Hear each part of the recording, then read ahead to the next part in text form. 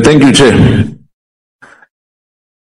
Chair, I just want to say this is not personal. This is not personal.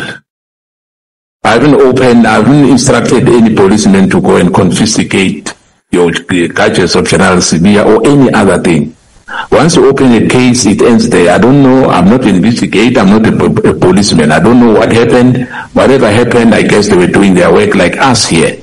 And we cannot afford to say that the witness, because it will be a contempt of court if the witness choose not to account to Parliament. But I'll start by saying to the Deputy Commissioner, General USibiya. General, last night you said that there was no reluctance on the road to take in terms of the disbanding of the PKTT during the Portfolio Committee meeting, which we had here, if you remember, because we have meetings with you and with the top management of South African Police Service, regularly so.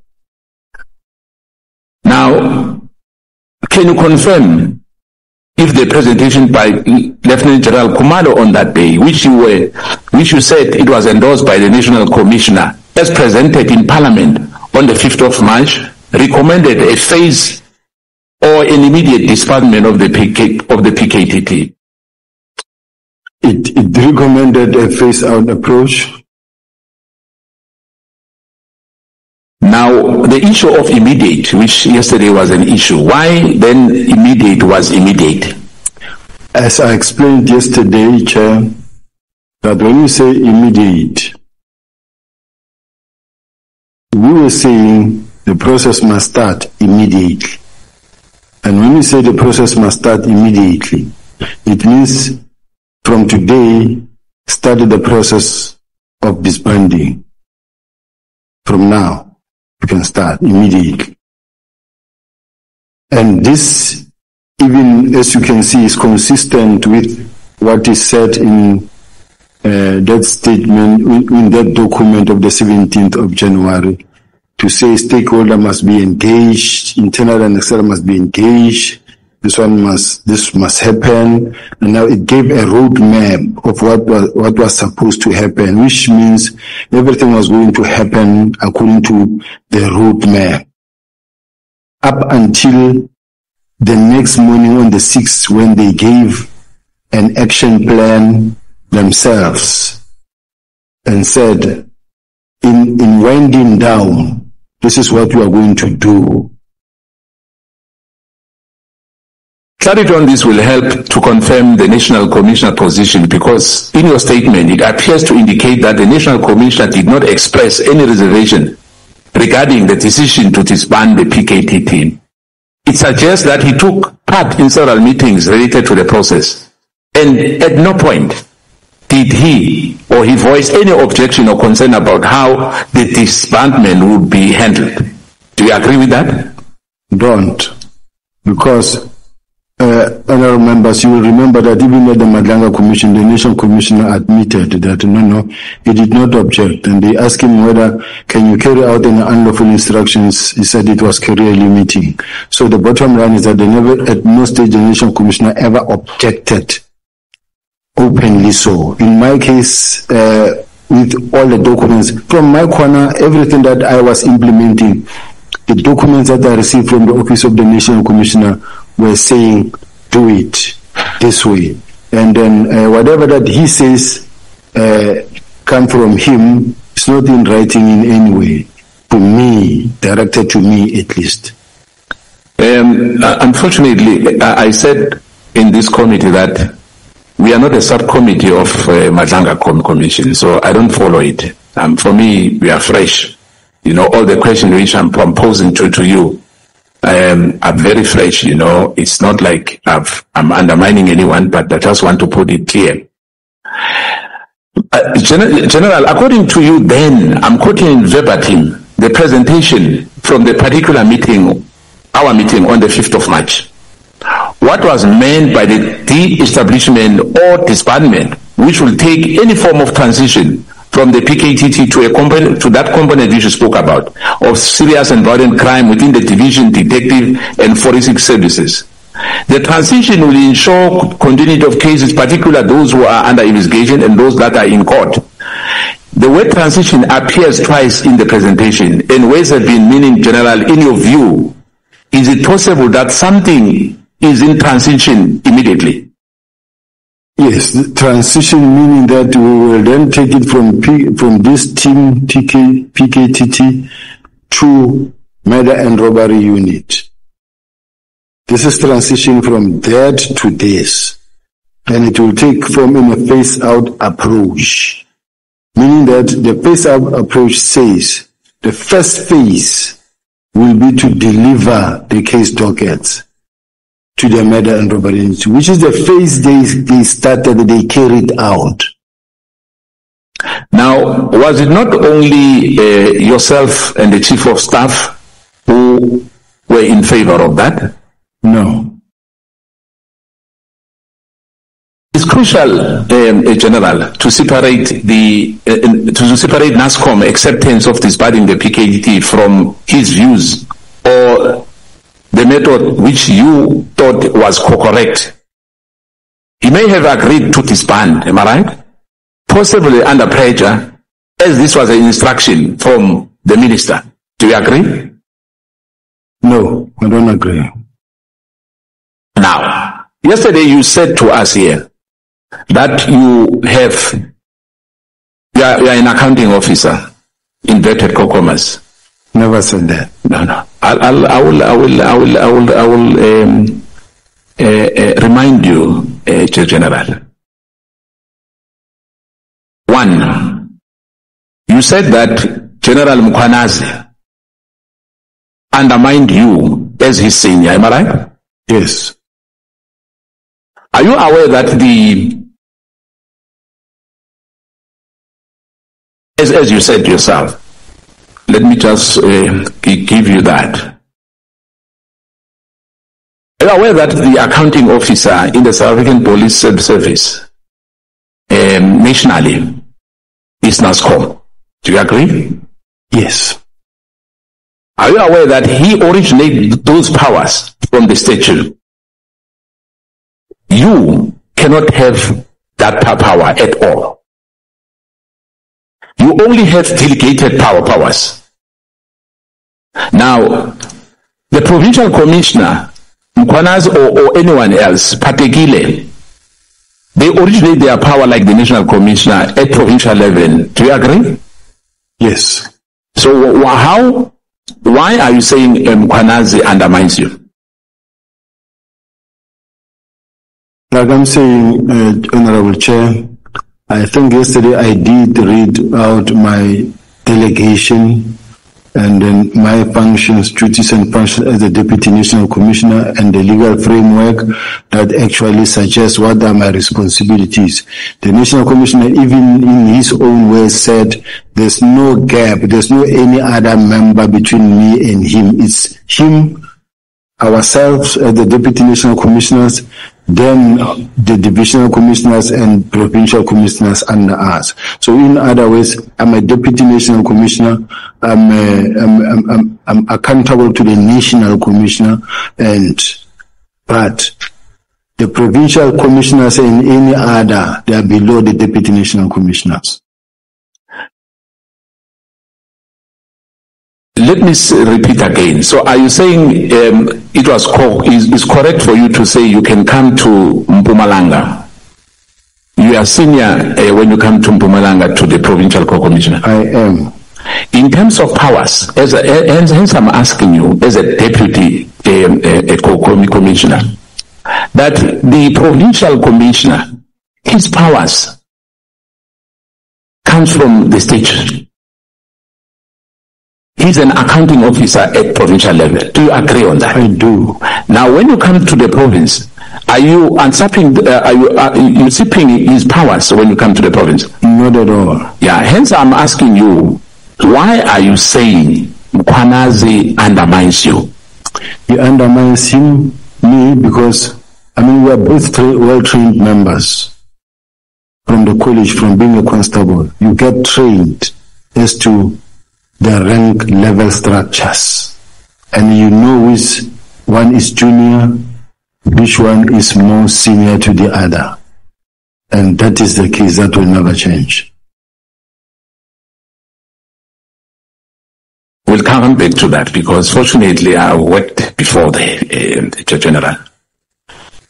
If the PKTT was effective in stabilizing political killings, then why it was necessary to disband it immediately without consulting Masemula and Mkwanazi? I think that's a question that you can pose, that can be posed to the minister. What is your view as the Deputy Commissioner? My view is that I received an instruction to disband from the National Commissioner to communicate the letter of the minister to the team. Yeah, I just wanted to find out on that regard. You said Brigadier Litoke, if I remember. Litoko is Litoko, yes. Chief of Staff in the Office of the National Commissioner. Yeah. So he gave you a letter. She gave you a letter. Send a letter. That letter was signed by who? It's an email, doesn't need to be signed. Now, in your office, you have staff in your office, am I right? Correct. If your staff is giving one of your divisional co-commissioner or one of the deputy, General Musikili, does your staff have those powers to send and instruct anyone? 100%. They do have that. They do. Now you just said to yourself that there's hierarchy. By nature, police is paralegal, am I right? Correct. Now, can a brigadier instruct a general, major general or a lieutenant general? From that office, a letter and communication that come from the higher office is an instruction of that higher office. Now, if NASCOM says to you, I've never given that brigadier that instruction, what would be your response? Have you verified that letter that it was coming direct from the commissioner? Remember, the NASCOM already indicated that he told them to write letters to the Deputy National Commissioner and say, write a report. So it comes from the National Commission and is confirmed. Let me give you a reference. If you remember, on the PEE matters, there's an issue which is in court. Because some directives were given verbally. So do you agree that if somebody sends a letter, which is not signed by the accounting officer, is legit? I don't know the facts in that PPE matter, but what I have and what I know and the working system and the standard practice is that the National Commissioner, even myself, I'll come and tell the staff officer or the PA and say, I want you to write a letter to General Kumalo. The National Commissioner want to have feedback in relation to 1, 2, 3, 4, 5. Please send that letter. They are well trained and they know what to write. And they will write the letter and they will send it to me or they'll bring it and say, are you happy with this? Then after I said yes, they will send. So in this case, even all the correspondences, you can check all the correspondence that come from General Brigadier Letoko and General Sibola. They represent the National Commissioner, and this is the standard practice in the police. General, you've been in the police force for almost 3 decades. Correct. Police Act Section 5. Can you just paraphrase for us? Section 5 of the Police Act. I need to read it verbatim because I don't know. Yeah, in verbatim is fine. It's fine. Yeah, I need to see because I don't want to quote something wrong. Section 5. What does it remind me? I will then take it from there. Let me say this to you. You cannot take any directive from a lower level. You can't take an instruction from a brigadier or from a sergeant as a matter of fact. As you said yourself now, that you are senior.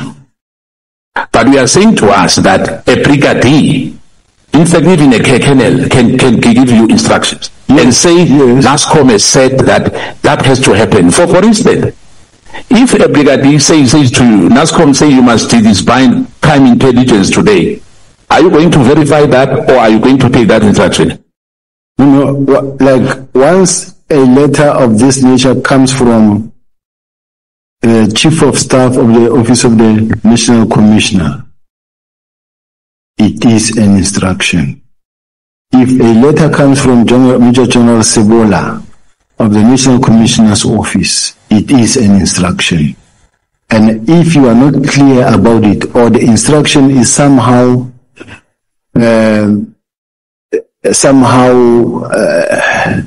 illegal or contradictory or concerning, it is my duty now to go and verify with the National Commissioner, because, or I will tell the National Commissioner that, NASCOM, I received this document, but do you know the consequences of this, or are you sure this is what you want us to really communicate? Because I know of 1, 2, 3, 4, and this may result into 1, 2, 3, 4. You will say, oh, I think maybe let's put it this way. It's when you think there is a situation. So according to you, you don't have to sign a letter, even if it's a matter of national importance. As long as it comes from that office, without verification, you can carry those orders. You can. If it's lawful, you can. Thank you. Now, once you were with the municipality,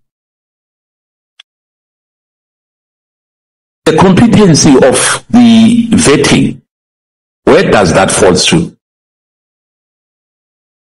It falls with the SSA. Why when you were the head, you said that this, you were cleared by the municipality security head, the vetting? Just in the city of Johannesburg. Honorable Member, you asked me a question. I said the security competency, where does it fall? And I said SSA. Yes. And you're asking a question that I think is unrelated a little bit to that what you just asked. I want to understand that question. You know why I'm asking. When you were at the city of Johannesburg, who vetted you? SSA. SSA. So the municipality did not vet you. The municipality don't have a vetting system in place. I introduced a system whereby all the senior managers of the city must be vetted. By who? SSA. Thank you. Now, let's come to this, General. Intelligence-driven operations and serious targets are kept safe. There's no need to write the diaries every day, am I right? There's nothing like that. Tell us, how does it work? When you work and you open a docket, it's your job to update your SAP 5. Your everything that you do, you write in your pocketbook or in your diary, and you update the docket. Intelligence inquiries dockets are registered to run. The main dockets can be updated only when new information emerges from inquiries or during arrest, am I right? Repeat that, sir. Dockets can be updated only when there's new information emerging from inquiries. No, it should not happen like that. No. Every day, every now and then, in your docket, you will write a brought forward date. In other words, every 14 days, you must give feedback to the complainant, but no docket should lie around for more than 3 years. Every 14 days, a docket must receive attention, if you have many. Now, on the 121 or 118, whatever the number is, you distance yourself from dockets, am I right? Yes. You never gave any instruction for those dockets to come to your office or to the office of General Kumalo. I wrote a letter that says they must be taken to where they belong. Where do they belong? Murder and robbery unit. So it was wrong for those dockets, to agree for those dockets to be removed from where they were supposed to be initially. No, it was not wrong. So they did the right thing by removing those dockets and bring them to the office where you said you don't have a safe, you don't have anything. Those dockets gather dust, and you are not part of it at all. Remember, the instruction was to have them withdrawn there where they were, to be taken to the relevant office, which is the murder and robbery unit. In other words, from a task team that has been directed to disband to the murder and robbery unit, as even presented by the same team in Parliament and in the very next day in terms of their action plan. But you said that the task team is not disbanded, am I right? It's still on. It's still going on. Yes. Now, why are you saying they're supposed to be taken to another unit? They were, because remember the whole agreement was that they must disband. But I mean, if they stubbornly refuse to disband, there's nothing one can do. Is it the responsibility of General Khumalo to keep those targets? He was the project manager. Now, National Commissioner praised General Khumalo, and yesterday you said, in your own word, that he doesn't have the experience, he doesn't have the knowledge. Are you contradicting what National Commissioner has told honorable members and the nation? If General Khumalo can put an investigation of crime certificate in front of this committee, I will withdraw my words. But if he doesn't have one, it's not an investigator. Yeah, but my question is, are you contradicting the National Commissioner when he was praising General Khumalo? You are saying the National Commissioner is wrong. Well, the National Commissioner believes so much in General Khumalo, and what the National Commissioner said is what he said, what I'm not saying. Yeah, but remember, you are the deputy commissioner. My question is, you don't agree with the National Commissioner in the respect of the competency of General Khumalo. You are questioning his credentials. No, I say he does not have investigation, and I also said he has done a good job. I've never said he didn't do a good job, but the bottom line is, I'm saying he does not have investigation as training. General, yesterday you stated many issues here with us when the evidence leader was questioning you. Page 9, paragraph 28 of your core bundle, that when Masemula, as an accounting officer of South African Police Service, asked the Minister Mkhunu to provide reason for his decision to disband PKTT, on the 6th of March, he failed to provide reasons for his decision. In your opinion, do you think it is acceptable for a leader to take such a crucial decision in absence of any stated justification?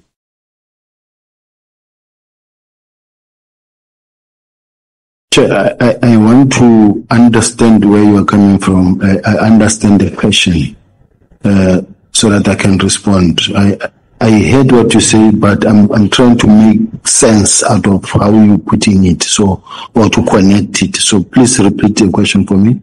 In page 9 of your bundle, yes, paragraph 28. Page 28.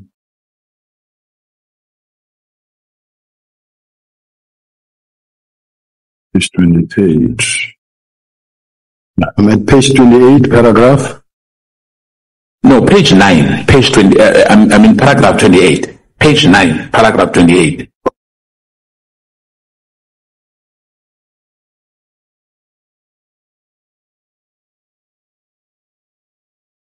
There's many bundles anyway, so there's many documents, but on your own bundle.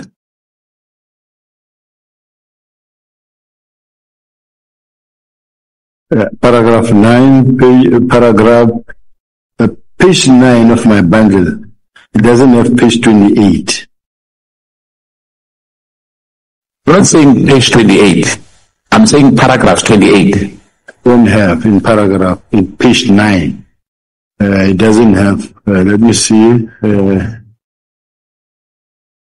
me go. Do look at 12 and then check on 28. Yes, page 12. Yeah. So the question, let me rephrase it for you to make things easier.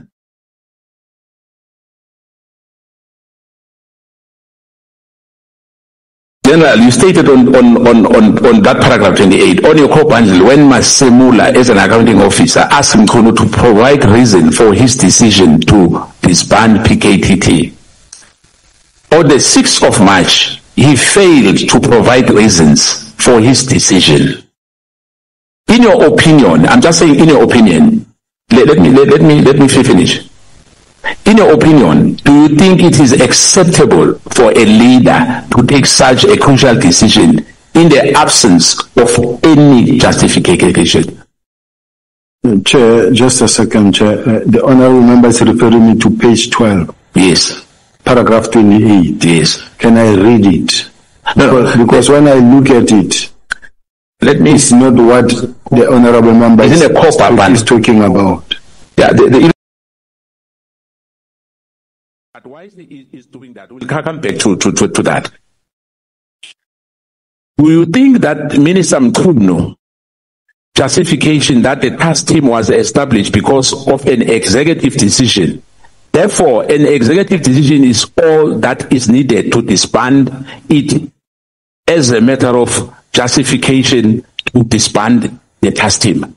I would like to leave that response to the National Commissioner, to the Minister. To the Minister.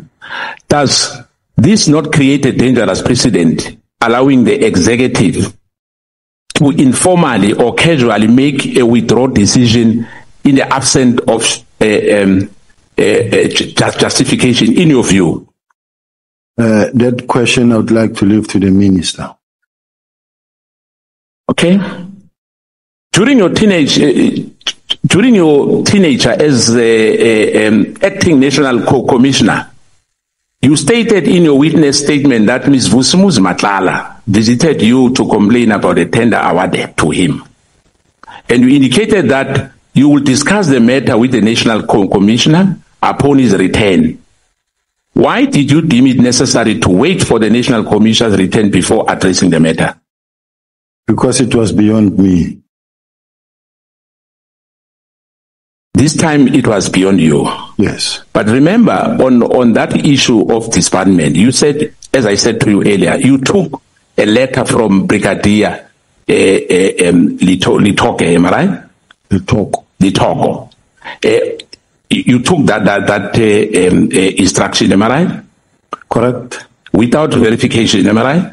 Correct. Now, on this one, why you wanted the National Commissioner to give you an approval? Because you were acting National Commissioner. These are two separate things. And I know that, but what I'm saying, why do you have on Matlala in particular, but on the matter of national interest, the matter of disbanding, you did not do that? These are two separate things, completely altogether. The National Commissioner's Office and the communication within the police, this is how it works. Vusimuzi Matlala is not a police official. It's not the top structure of the police. She doesn't have a staff officer that I must listen to. Now, in other words, if you are a minister in the South African Police Service or any minister for any department, you have staff that reports to your office.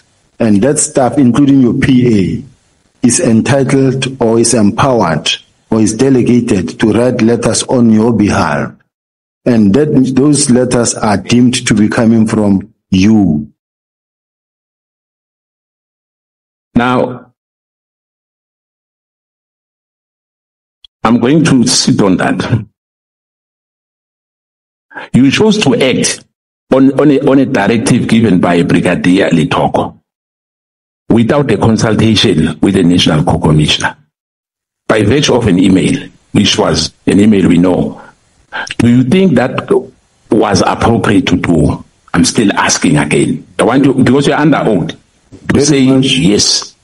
Very much appropriate, and this is the standard practice. This is how everybody works in the department, and this is the order of the day. And even the National Commissioner confirmed himself that he did give that instruction to Brigadier Letoko to write that email. So you say it's a standard practice in your office for decision of a considerable importance to be taken or communicated by junior staff members in the organization. That's what I'm saying. Are you saying that to us? It is. Specifically, it's appropriate for such communication as demonstrated on SB3 of an annexure which your witness statement to be signed off by a junior staff in your office without your own signature. That's how you run the affairs in your office. Yes. Leadership failure or disconnecting in senior ranking officials, in my view. But I will paraphrase for you, General. It seems that there's a lot of matters where you are in disagreement with the assertion made by General Mkhwanazi, as shown in your submission before this committee yesterday. I want to ask you, on the 6th of July, in his media briefing, Mkhwanazi said there are criminal syndicates that have infiltrated law enforcement. Do you agree with him? If you do, please tell us why. And if you don't, please tell us why. I will never deny that there are criminal syndicates that have infiltrated the police or criminal justice system. It happens on a daily basis in all the provinces, including in KZN, where he is. You do have those people that are connected to the police, that are connected to the prosecutors, that are connected to lawyers, and sometimes they may not be criminals per se, but at the ultimate end you find that they're involved in criminal activity. But this thing is not unique to Gauteng. Will you then agree that it presents a serious concern when high-ranking officials within SAPS hold conflicting views on the state of law enforcement in this country, and that disconnect and undermines cohesion, public confidence, and the integrity of our law enforcement? Agreed. Do you agree? Yes. General, let me come to the issue as well, which you are being accused of for many years. When Senzo Meyiwa was killed, did you went to the scene? I'm actually happy that I'm being asked on the issue of Senzo Meyiwa, and it's an issue that I wish I could spend time on it to clarify, so that finally South Africans can get to hear the truth. And allow me, Chair, to deal with this Senzo Meyiwa issue. When Senzo Meyiwa, after Senzo Meyiwa was killed, I was the head of the Hawks in Gauteng. I was at home in Pretoria. I got a call from the acting provincial commissioner, who was General Musikiri at that time. I was at home at night. I didn't even know about the shooting. And it was around about 11 at night. And remember, Senzo was killed after 7:30, around about 7:30, early evening. And what I had to do as the head of the Hawks was to call a team to say, let's meet there. It's just like when a serious crime has been committed, we move, we go there. And what happened there is that as we moved, all of us, we got there. I ran straight to hospital, and simply because of the fact Senzo Meyiwa is a national key point. It's a national asset. It's not ordinary member where someone can say someone has been gunned out, then as the head of the house, I'll also go there. But because it was a national goalkeeper, we all had to react, and we went. Even General Musikiri, who was the acting provincial commissioner, we all went and we met at the police station, at the hospital. When I got to the hospital, it was packed, even in the passage, even in the ward where he was lying motionless. And everybody was crying there. Even myself, I could not make my way through into the ward. I saw him lying inside there, but from outside the ward. And then I realized that it won't work. I then said to General Musikiri, I will go to the house where now the investigation must start, because now the investigation process had to start. Now, for the investigation process to start, we then had to go to the scene of crime. When we get to the house where it happened, it was packed. Outside the yard, inside the yard, there was up and down movement in the house. I'm well trained when it comes to investigations. I'm 37 years doing what I'm doing. The very first thing is to take charge of the scene of crime. Mine was to give instructions and say, please, secure the scene, preserve the scene. This is a scene of crime. Now the team had to make sure that they remove everybody on site to outside the yard so that it can be cordoned. The scene of crime can be cordoned. Remember, I arrived late at night when this thing happened almost after 7:30, and the scene was already processed by the officials. It was processed, cleaned. The experts have done their work. Now, when I arrived there, I also found MEC Sizakele Nkosi Malobane and other generals were there. Now, ours, we come here as a fact-finding team. We come in here, we knock, we sit down in the sitting room. It's clean. There's no blood. There's no spotty that you can see, everything is in place. And then we sit, we listen, we ask questions. What happened? This one explained, this one explained, this one explained, this one explained. This is the normal course of attending to crime scene. The MEC was there also. We were all listening. And then from there, General Musigiri and them came, arrived from hospital to join us. There were other generals, including General Musigiri. We all listened. And thereafter, it was a question of, General, are you taking it or am I taking it? As the Hawks, do I take the matter to run with or are you taking it? Then she said to me, the National Commissioner was Ria Pierre, Maria Pierre then said or suggested that this matter must be investigated by a team of experienced investigators. Now that already took us out of the way. Now we stood by when they made a press conference, a press briefing at that time that says there will be a team appointed to investigate and will run with this matter. We were standing by, no longer involved in the case. That is why even today, when this matter has been testified, I haven't submitted a statement. I haven't submitted any. Never been called as a witness. It's almost at the end because I was not involved. I've seen messages that says I took $1 million and I did it. I shifted the firearm ordered. No. At what point would I have done that? So I just wanted to say to South Africans, I am not involved in the Senzo Meyiwa case. I've never done anything wrong. And there have been many teams, more than 10 different teams that were set to investigate this thing. I've done nothing that can actually cause the matter to be, not to be successful. Thank you, Chair. I'll just give one because there's a warning already there, a red light before my colleague takes over. The last one from me. Unfortunately, other issues are still under investigation because you said you are like a specialist, an expert when it comes to investigation. Because I don't want to eat time for my colleague. Can you confirm yes or no on the matter that scene was not contaminated by your presence? Not at all. It was never communicated by my presence. When I arrived, it was a done deal already. It was cleared. When you arrive and already it's trampled upon by many people, I was very late when we come there myself.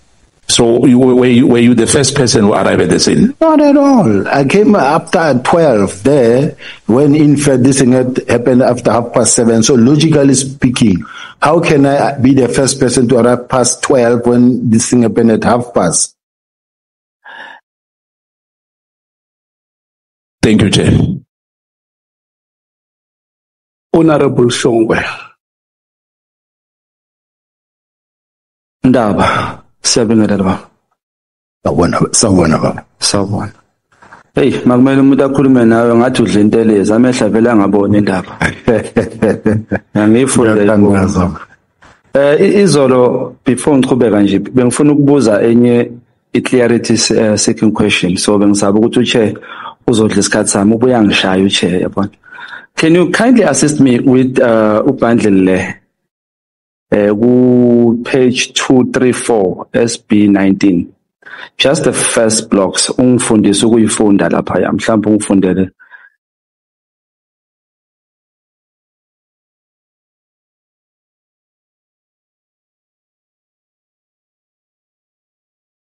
ngibuza nje ngoba ngifuna ukufunda indlela ukuyifunda akwangishaya ngesikhathi ngisho timekeeper Asambe che. Yeah, it is station heading ne it is CAS which is case to double murder, yes.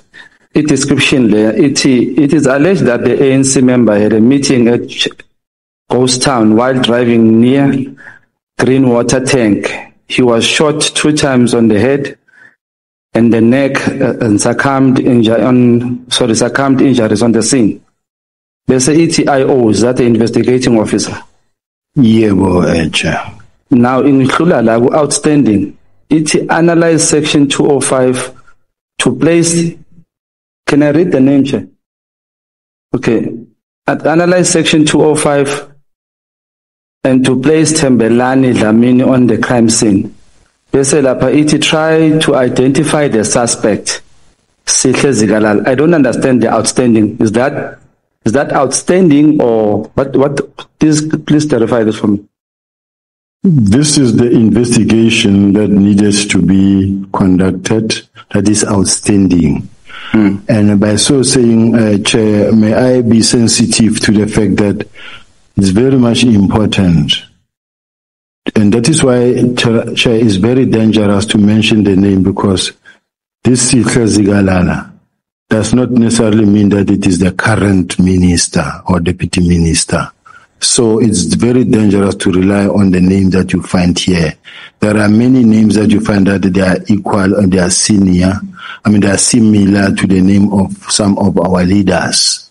And in the meantime, now we begin to target the leader on something that it is not him, it is someone else. So may I request, Chair, that this document be really in the highest sensitivity it deserves, Chair. All right. Should I continue with it, Chair, or just Niyek? No, you can continue. The documents have been made available to yourselves, and they are on record. But what the witness is requesting is that you may not read the names because they may be misinterpreted. Now, as I was asking for clarity, Chair, I was saying, does it mean when you say analyze section 205, does it mean the placing of that suspect, or there's this name Yokala on this crime scene? And does it also mean try to identify the suspect as that suspect, Kamil Pelpaluela? Does it mean exactly that, or it means something else? When you read the docket, which is the double murder, heading double murder, that was registered in 2016 on the 20th of 12. And it gives you the description of the case, that this is what is being alleged, that the ANC member had a meeting at Ghost Town while driving near a Green Water Tank, and he was shot 2 times on the head and neck and succumbed to injuries on the scene. Now, here's the investigating officer.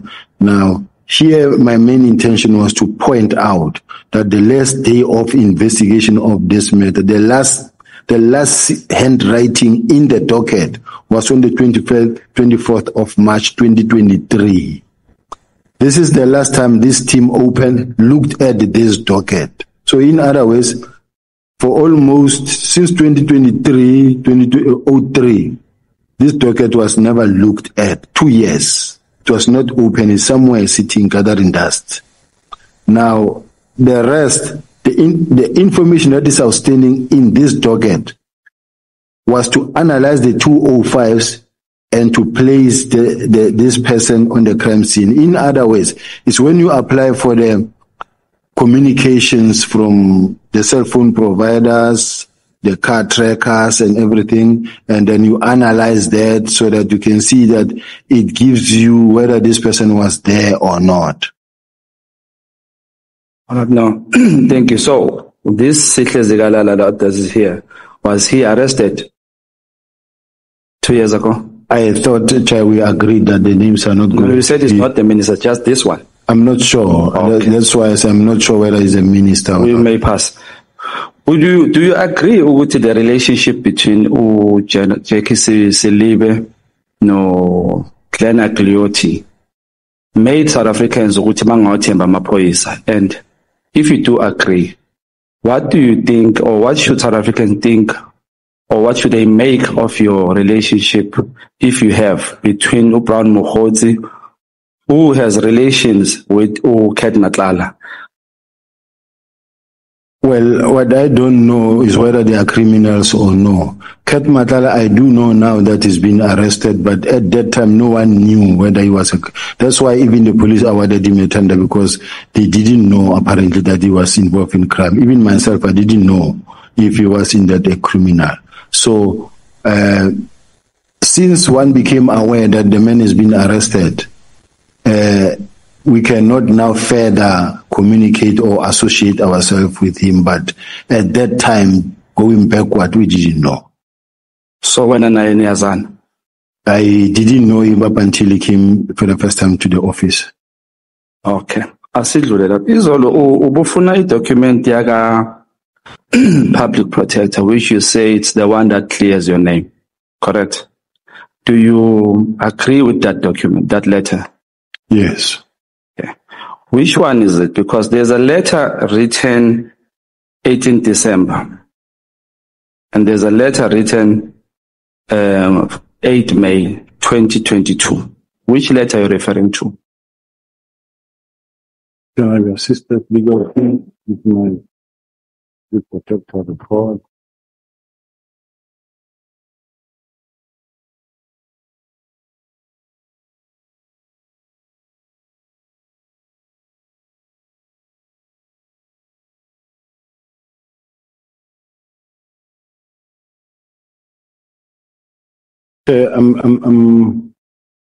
Isn't it that when I come now, I don't know which questions to expect, and as a result, the documents I have, but I couldn't bring everything here. So some of the documents you may find that I don't have them immediately here, but before I leave here, I have them. There should be one here. I think into ishizolo leyo uyibheka kanjalo le letter wangayiveza moqeda. Legal team do we have? But safe to say that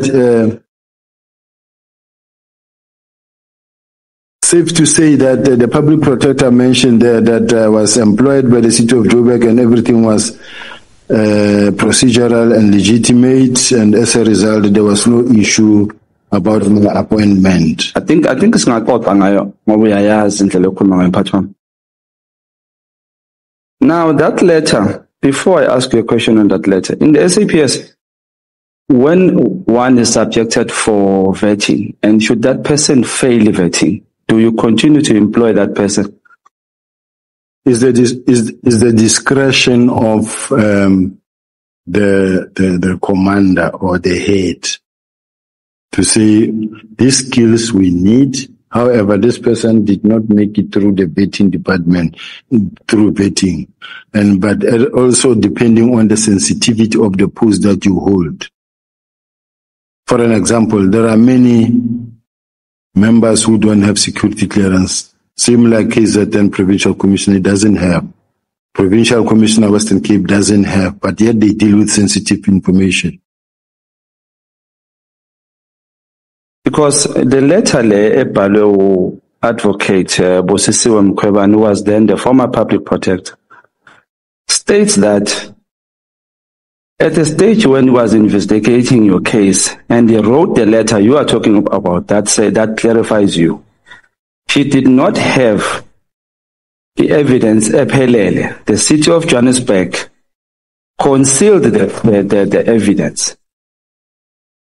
Therefore, she came to those findings without this evidence that came there. One, it is the letter that was written by Ubrink speaking about you not passing a competency assessment report. Did you do a competency assessment, and did you pass it or you didn't pass it?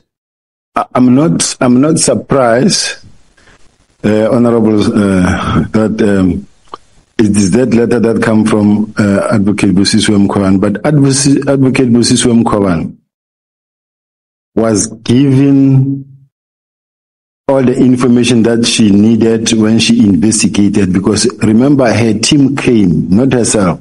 The whole team was sent to investigate, and she conducted an investigation, and she wrote a report.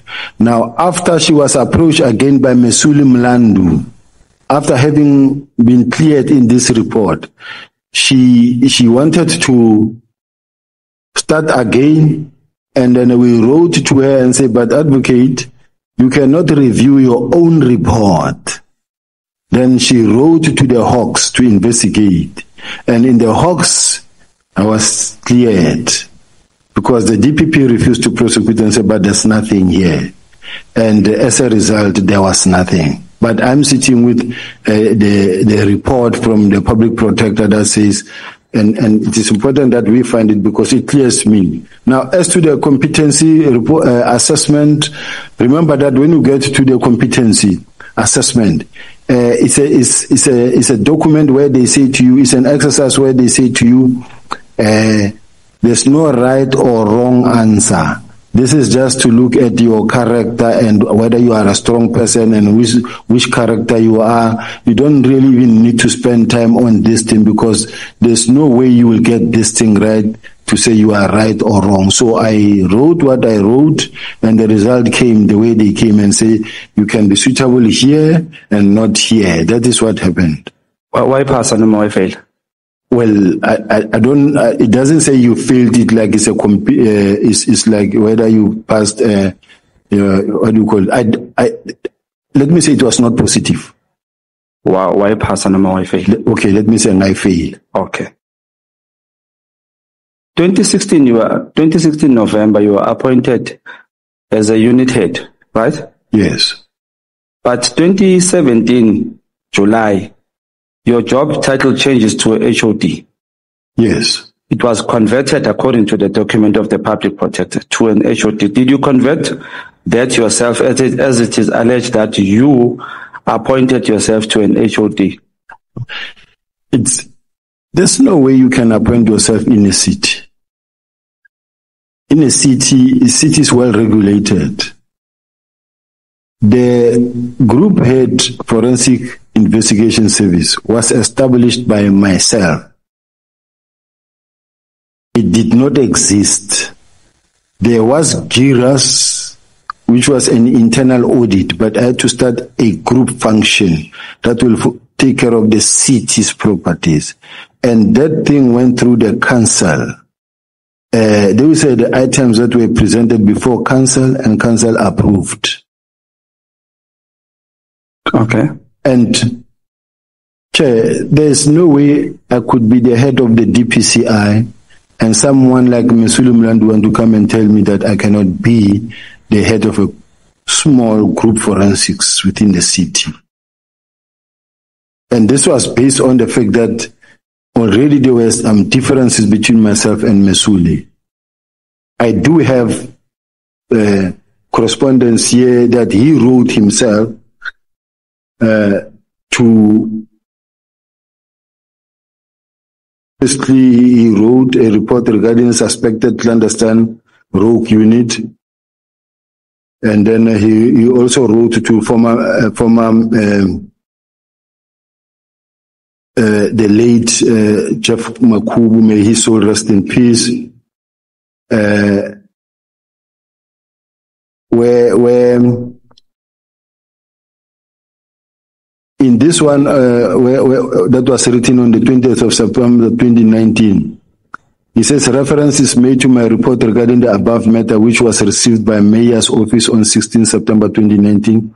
A meeting with you, Chief Operation Officer, Executive Mayor and MMC Finance held on 18 September to discuss same. Noting that this meeting confirmed that the officials of GPs traveled to Eastern Cape and purport to be conducting a security vetting with my previous employer, which never materialized. Further noting that the meeting also requested that I should allow that this matter be dealt through internal processes instead of reporting same to the South African police intelligence structures. Request which I acceded to without difficulty. Further note, while such internal processes are being followed, kindly be advised that me and my family must also satisfy ourselves of the nature and extent risk we are exposed to. From the confirmed clandestine and rogue activities of the officials of GVs, this is important in regard is heard that the said officials acted with impunity, disregard the political and administrative authorities of the city, and abused resources just to execute an unlawful criminal project of hating my person, career, and reputation. Further noting that I bear the responsibility to assess such risk of my person, career, and reputation, and such is urgent that I should mitigate and protect myself and my family from the potential adverse consequences of the clandestine, illegal, and rogue activities. Also noting that covert operations are generally life-threatening, your office is requested to cause these officials to write Son's affidavit and detail the following. The person who authorized the clandestine, illegal, rogue activities, the involvement of logistical planning, including their travel arrangement, as well as any other officials, the place these officials visited, people they met, and the role, the information that they have gathered, and source of such information, and how such information has been used. Further noting the agency to mitigate any immediate risk to me and family in Gauteng and Eastern Cape kindly request. So this is the letter that he wrote when he heard that we are conducting a vetting on everyone. And it was the whole city. It was unfortunately not him alone.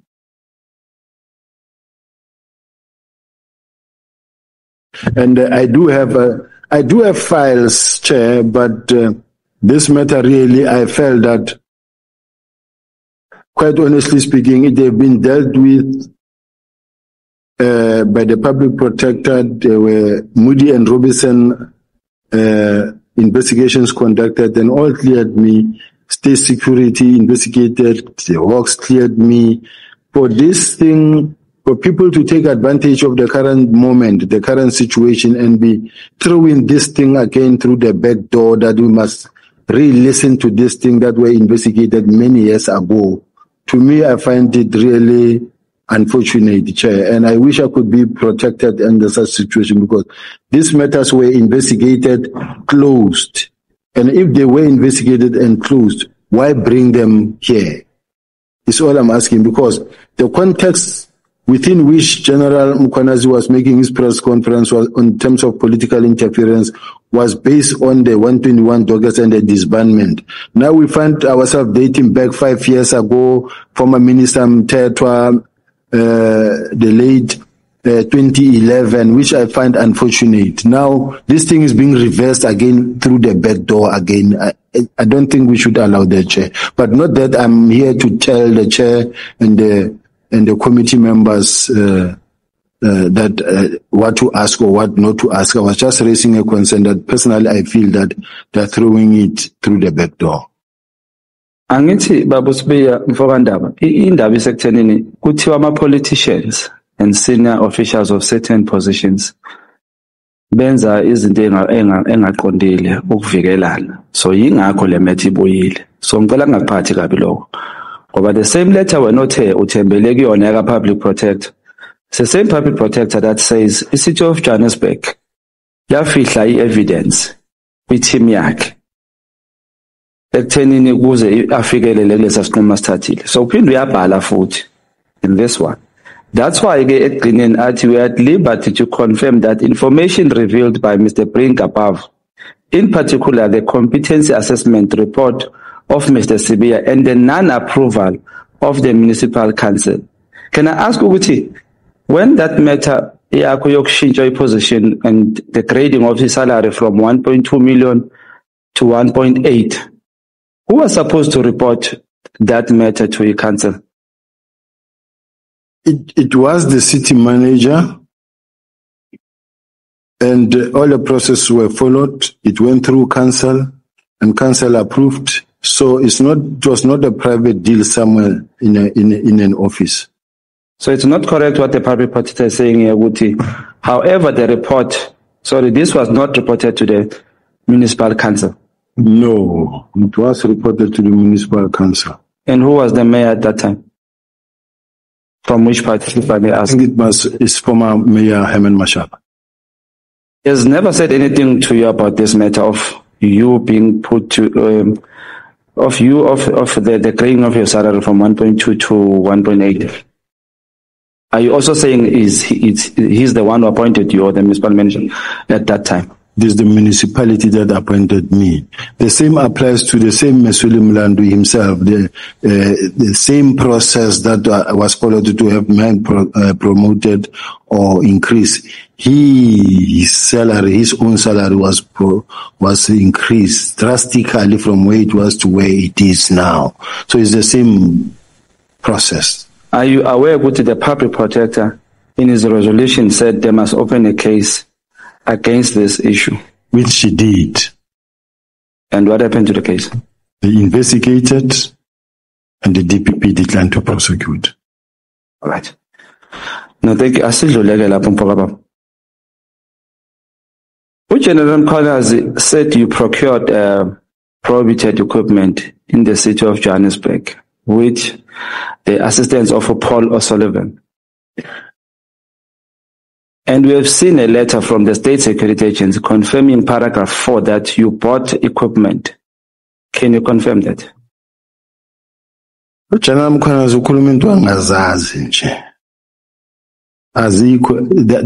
nothing like that. That's what John Mkhonazi is talking about. It's in his own head, in his own mind. The equipment I did explain, Chair, that if you are the head of department of a city, world-class city, and you say we need to bring to create an office that will carry the office, that where we need to build a war room that is strong. And then you let the IT people sit together in a room in consultation with SSA and say we want to build capacity that will be able to carry the city, so that when we are sitting here, we know that we are able to trace as to how many buildings are hijacked. In the city of Joburg, you do find a situation where you find that they buy tires, but they buy tires every day. There's a car that keeps on replacing tires. Almost in a month, they will replace tires twice in a month, which means they steal tires. There's a car that continue keeping on pouring petrol 2 times, 3 times in a day, which means they steal petrol. Now, you need a system that is able to actually gather such type of information and be able to give you a picture. You need a system that will tell you that how many syndicates are operating within revenue services. There are people who are milling around revenue services when people are coming to pay electricity at the revenue services. You have people who says, let me help you jump the queue, and they will go take the money and go as if they are going to pay for you, and then the system will be updated, but people will share money. Now, you need to create systems in such a way that from the war room you are able to know where is the city losing more money of all these departments. You need to have a system where you know that we have a database of all the cases that are reported, and to be able to track them and to be able to do the linkages and to be able to see whether are there officials that are working with outside people or not. So to have an information management center is the only way to be able to run the affairs of the city. This is technology. Today we are living in the fourth and fifth industrial revolution. You cannot depend on paperwork that is not able to assist you. So having bought that, I was not the one even who said in the meeting or no who designed those whatever equipment that was said, because I didn't know them. The team that we employed mostly teams that come from state security, crime intelligence, police. Now these are the people who sat and say, we think we need a camera, this camera that we're going to use when we shoot the videos or the TVs for hijacked properties or during the operations. So it is things like those. There was no grabber because the main bone of contention was apparently I bought a grabber. Now, the state security said there's no grabber, and there is no grabber. And at the same time, if you remember Al Jamaa, they also they made such a statement that says, when you walk past me, I undress you. Because as you walk past me, my system that I have undresses you, takes all the information from your phone. I went to court, and the court ruled in my favor. It's just that they keep on recirculating the same lies. This is what we are sitting with even today. There's no grabber that I ever procured. He even go to an extent of saying, when I was the head of the Hawks, I procured something like a grabber. Being the head of the Hawks, there was General Dramat, and where was he at that time? No. There's no grabber that I procured. I don't have such a grabber. Some of these statements are just malicious. Impendulo yakho baba uSibiya iyangidida kancane because ifana nale yayizolo yaka Khet Matlala ukuthi uyamazi uKhet Matlala bese ubuye uthi umazi 5 times ngama phone calls ayi5 uphinde khona la uphendule khona nabebuza ukuthi elisikisiki wayekhona na. Your answer said wayengekho. So if you say that means uyamazi umuntu sheshe umbone. Like if somebody can ask me ukuthi ukhona baba Mkhwanazi, I will tell you akekho because sekuyamazi. So umbuzo wami ngicela uphendule nje mhlawumbe ngendlela ethe kungisiza ukuthi le equipment othi Mkhwanazi ukhuluma into engayazi ikhona yini yathenga? No, ayikho, akazithengwa futhi. So akuna Polo Sullivan owakusiza ukuthenga equipment? No. I-relationship yakho no Polo Sullivan injani? Polo Sullivan, I know him very well. I've been operating in Gauteng for many years, and then he's one of the active role players in terms of crime fighting. He reports crime, people report to him, he reports to the police, and look, Polo Sullivan contacts everybody. Even if you are the National Commissioner, you will get an email from Polo Sullivan. He's not my friend. I've never been to his house. He's never been to my house. I've never gone to a restaurant with Polo Sullivan where we sat and we drank tea or coffee. What Polo Sullivan is all about is that he's a forensics expert.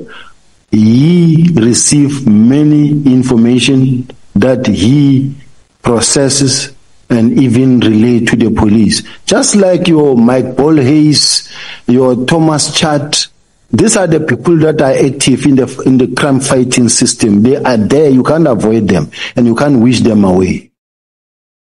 No, thank you. SAPS is instruction based. You give instruction, conjure instruction. As Mozo course, you get a call-up instruction. Yes. Do we agree? Yes. So, in this regard, you say a team came to take pictures and they were denied. Then again, National Commissioner gave instruction ukuthi uMotsepe alokho nje abavumele bashute lapho, but uMotsepe didn't take that instruction. In fact, I want to know ukuthi where does she get i-protocol yakaMotsepe? Angimazi irank yakhe, ngicela ungiphe irank yakhe. I-protocol ithini ngoMotsepe if ukuthi uNational Commissioner gives the instruction bese angayithathi? Is that correct? May I leave that for her to come and respond to that, Chair? But ngizwe kuwe mina. Yes, kumele kwaleyo ishiye kuye azoyixoxa. Sengiphendula ngaleyo ndlela. Uyayishintsha. Angishintshi, ngithi let her come and explain that part. All right. No, ngiyabonga kakhulu lapho. ngicela sibonisane lapho because nginenkinga yokuthi masophendulana kanjalo sizosalela emuva mntakababa. Kwi-SAPS sinayo lento ekuthiwa i-intelligence, and where is it sitting? Intelligence is sitting in many offices. Is it under the office of the president still? No, there's different type of intelligence. There's crime intelligence of the police. There is senior state security that is taking care of both international and local. And which one when ale otayikho or ayisebenzi? One that I say is weak is the one of South African Police Service.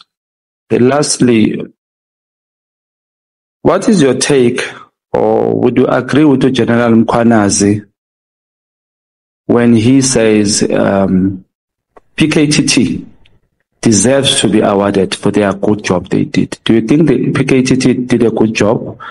And would you agree on them getting awarded for what they did? As I close, do you also have any relationship with any member of the ad hoc committee? Thank you. The PKTT members, personally, firstly, I don't know if they haven't been rewarded because there have been many excellence awards, whether they have been rewarded at any stage. They must have been. And they are part of the team that I believe that in many instances they have done a good job. They must be rewarded if ever they haven't been rewarded.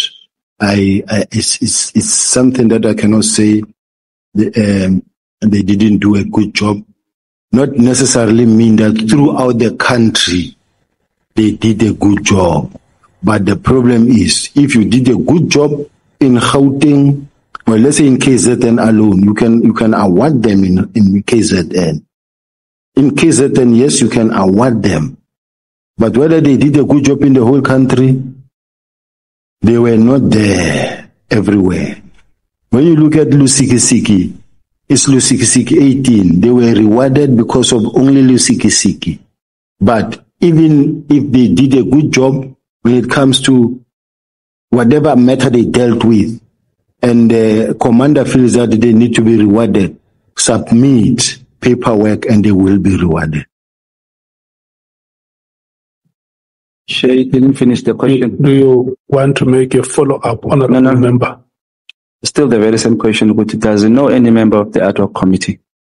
And I think I was not answered in the question of Brown and Lusikisiki, which, as you said, you don't know him. Yes. Brown Mukhotsi, I said it, I think, Chair, even yesterday, that I know Brown from the time he contacted me. I didn't know him. The very first time I got to meet Brown is when on January 8, he called and said, I'm going to General 8, are you going to be there? I said, yes, I'm here on operations. We are working here in Western Cape. He said, I'll come and greet you. That's exactly what happened. And even if you check the footage, you will see. And before that, you can see my phone. You won't find Brown. And then thereafter, I allowed those calls. There were moments where I could have blocked him and stopped communicating him. But when it comes to issues of safety and a person who gives you a lot of information, you let it flow. Any member of the ad hoc that I know, I've worked for a very long time with Honorable James. I know her. I've worked for a long time with Honorable Glenis. I've worked with some members I saw in the portfolios where we account. I know the chairperson for portfolio committee from the portfolio committee, not anywhere else. So these are the only members. Honorable Koladana Bayanat, I know, not personally per se, just official capacities.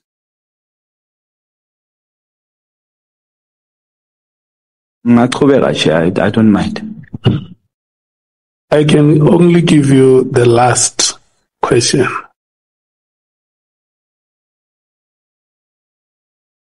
Sengicela nje ukubuyela encwadini because abantu balambile che yabona. But let me finish it. Thanks.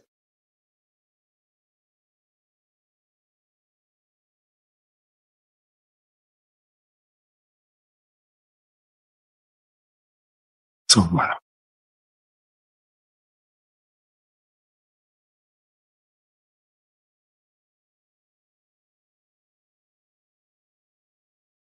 I think we share Sapala. Let me ask you this one. I'm tempted to.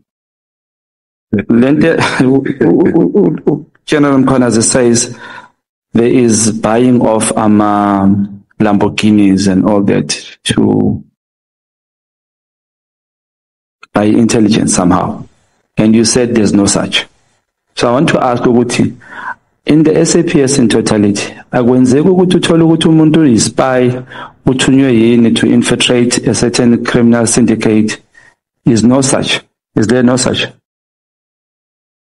A Lamborghini is pushing it too hard. You can't buy something of 5 million because you want to infiltrate somebody. You can always do it cheaper. But you will never go buy a Lamborghini because you want to infiltrate someone. Yes, so, but there is such a doing. It matters in terms of the budget.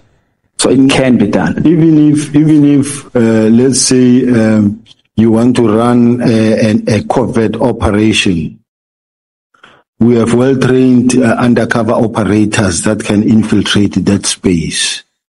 And let's say, for instance, they are dealing with a syndicate, a group of syndicate, a big one, and where you have to appear as a rich person who is actually living that lifestyle. They will make sure that you get that car, not necessarily that it is procured, but they'll organize that car and then you will use that car for that time being for you to be able to operate. But what I wanted to say, Chair, I don't want to sit here and expose how the police operate in some of the operations, because you are leading me into, Chair, you are leading me into a situation where I'm going to be accused tomorrow and say, he did the following. Ngiyabonga mfowanda bengiphendulile bengicabanga nje ukuthi ungazi ukuthi ikhona lento ayishilo noma ayikho, so uthe ikhona, just depends on the matter of value that you will tell us. Siyabonga mfowanda. But General, are you saying that in a corrupt environment, officials may not use state money to buy themselves the vehicles that he talks about? In an environment where corruption is pervasive, is there no possibility that the money can be siphoned to acquire such or vehicles of that value? No, Chair. You can't, unless, we're working with the public's money, public's fund here. You can't really just spend millions because you want to investigate a certain crime. You can investigate crime. Not for purpose of investigation, for self-aggrandizement. And I buy a Lamborghini. Yes, you have correct. Access to this purse. There is no monitoring. You have become a law unto yourself. It's not only the vehicles, Honorable Shongwe. He also spoke about people who have acquired farms and buildings. Yeah, that's correct. So you may have a building that is higher than that vehicle in value. Yes, Chair. And the state money has been used. Yes, Chair. So that is why I'm asking you, because this is part of our probe. The extent of, okay, I must not say that. The extent of, how corrupt activities have been entrenched. Because he says police officials do this and that, and you say, no, we can't. In terms of our operations, if they are covered. We can't buy vehicles of that value. And I'm asking you, in an environment where corrupt activities have become pervasive, is it possible that state money can be used for personal use, where a person can take it and go and buy himself or herself a vehicle of the value that I don't want to advertise that vehicle? It shouldn't be, Chair, and it shouldn't be allowed. Because to start with, there's a way of procuring such a car in such a way that it cannot be traced back to you. And therefore, it is not even known in the system. And what you do with that car at the ultimate end may not be known by anybody. But that other properties have been acquired. Have you heard about that, or do you know about that? I saw it in the papers. I heard about it, but I don't know the detailed facts of it, quite honestly speaking. I just see it from a distance, even myself. And as part of the senior leadership of the police service, when you saw that reports, did it shake you, or you just said, I know, this is what we are used to? Things were reported, but as far as I'm concerned, I'm very happy when things get reported to the platform or forum where they belong.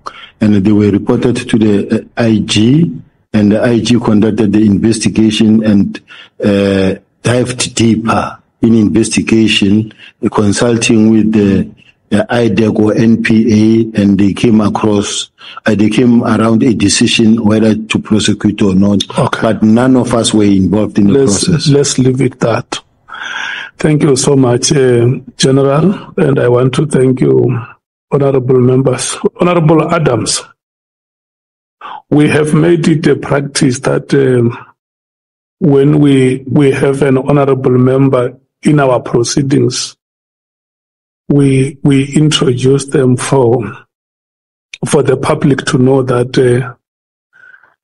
members of parliament also take interest in the work that we are doing. So I take this opportunity to formally introduce you, that you have joined our proceedings today. Thank you, Chair. I thought I was in trouble again. Thank you. Thank you so much. Honorable members, it's that time when we should break. We are coming back at 10 minutes after 14 hours. The Honorable Nomvalo, we have alerted you about his health issues. So when we come back, I'm going to request honorable members to allow him to get through with his questions. And then we will then move to the Democratic Alliance. Yes, let's accept it. It's only for today, Honorable Breitenbach.